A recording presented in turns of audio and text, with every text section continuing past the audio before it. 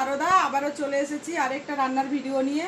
তো আজ আমি বানাবো কই মাছ দিয়ে, একদম টাটকা জ্যান্ত কই মাছ ধুয়ে নিয়ে চলে এসেছি। আর এই যে আলু আর কাঁচকলা দিয়ে আজকের আমি বানাবো পাতলা ঝোল। সবাই তো কম বেশি কই মাছ কাঁচকলা আলু দিয়ে তো ঝোল বানাতেই পারো, কিন্তু আমি আমার মতো করে বানাচ্ছি।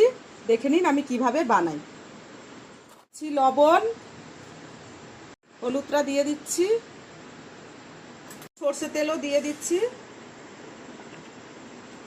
মাখিয়ে নেব।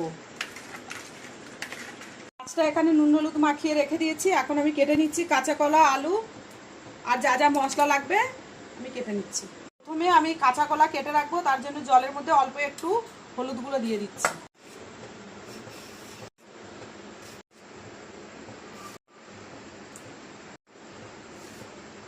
জলের মধ্যে এই জন্য হলুদটা দিয়েছি যে কলা যে কালো কষটা আছে ওটা উঠে যাওয়ার জন্য আমি একটু হলুদ দিয়ে রেখেছি।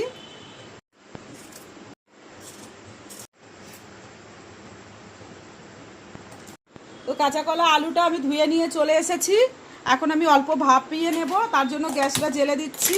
আর আমি অল্প জল দিয়ে কলার আলুটাকে একটু হালকা ভাপ দিয়ে নেব। দিয়ে দিচ্ছি কাঁচা লঙ্কা মিক্সির মধ্যে, অল্প পরিমাণে আদা কুচি দিয়ে দিচ্ছি, মানে পেঁয়াজ কুচি দিয়ে দিচ্ছি। এটাকে আমি পেস্ট করে নেব। তো কাঁচা কলাটা হালকা ভাপিয়ে নিয়েছি, এখন কড়াইটা বসিয়ে দিচ্ছি মাছ ভাজার জন্য। কাঁচা কলাটা ছেঁকে নিচ্ছি। কি সুন্দর সাদা হয়েছে, একদম কলা আর আলু একটু কালো হয়নি। এটা তরকারি একদম কালোই হবে না। মাছ ভাজার জন্য এখন আমি কড়াইতে সর্ষে তেল দিয়ে দিচ্ছি পরিমাণ মতো। তো একে একে আমি মাছগুলো ছেড়ে দিচ্ছি। তেল গরম হয়ে গেছে, মাছগুলোকে আমি একটু ভেজে নেবো লাল করে।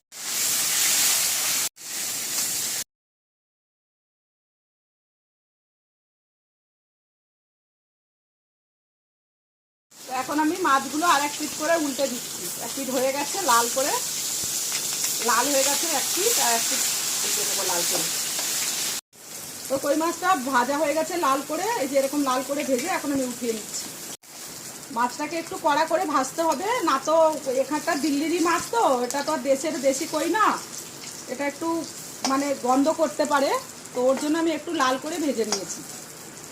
আমি তেজপাতা একটু দিয়ে দিচ্ছি আর কয়েকটা জিরে দিয়ে দিচ্ছি। এটা আমি ভেজে উঠিয়ে রাখবো, এটা বেটে আমি পরে দেব।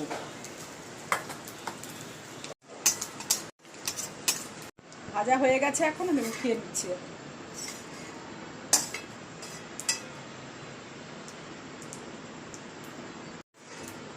বেটে নেব। কড়াইতে জিরে আছে, তো আমি এখন কাঁচকলা আর আলুটা দিয়ে দিচ্ছি।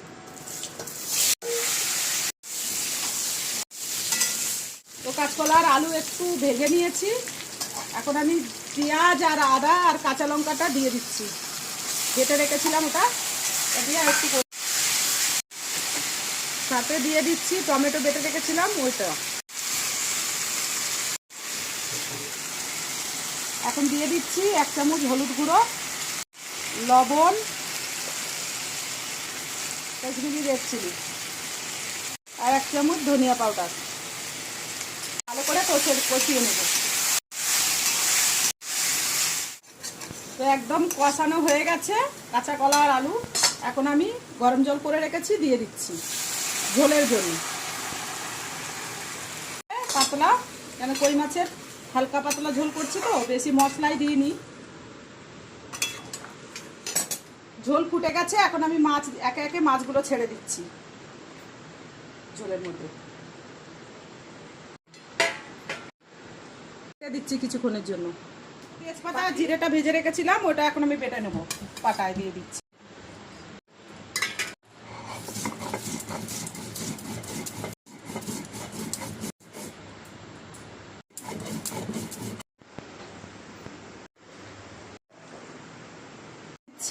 ঝোল খুব ভালো করে ফুটে গেছে, দেখে নিচ্ছি এখন সবজিগুলো সেদ্ধ হয়েছে কি। তো এখন আমি নেড়ে দিচ্ছি। এখন আলু কাঁচকলা খুব ভালো করে সেদ্ধ হয়ে গেছে, যে কাঁচা কলাও সেদ্ধ হয়ে গেছে, আলুও একদম সেদ্ধ হয়ে গেছে। এখন আমি যে ভাজা মশলাটা করে রেখেছি ওই ভাজা মশলাটা আমি এখন দিয়ে দেবো। যে ভাজা মশলাটা আমি করে রেখেছি এটা এখন দিয়ে দিচ্ছি।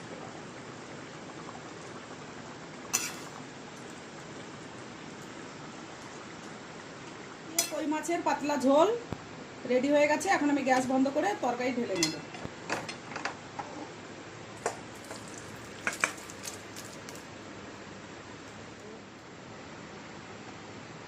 তো হয়ে গেছে এখন আমাদের কাঁচকলা দিয়ে আলু দিয়ে কই মাছের পাতলা ঝোল। রেতে গরম গরম ভাত আর লেবু, গন্ধরাজ লেবু আর এই মাছের পাতলা ঝোল। ব্যাস, মাছের পাতলা ঝোল পেটের জন্য, শরীরের জন্য খুবই ভালো। সব সময় তো এত তেল মশলা খাওয়া উচিত নয়, তো কখনো কখনো এরকম হালকা পাতলা কই মাছের ঝোল করলে খুবই ভালো হয়। রান্না কমপ্লিট হয়ে গেছে কই মাছ দিয়ে কাঁচা কলার তরকারি। তো সবাই ভালো থাকবেন, সুস্থ থাকবেন। আবার পরে দেখা হবে অন্য কোনো ভিডিওর সাথে।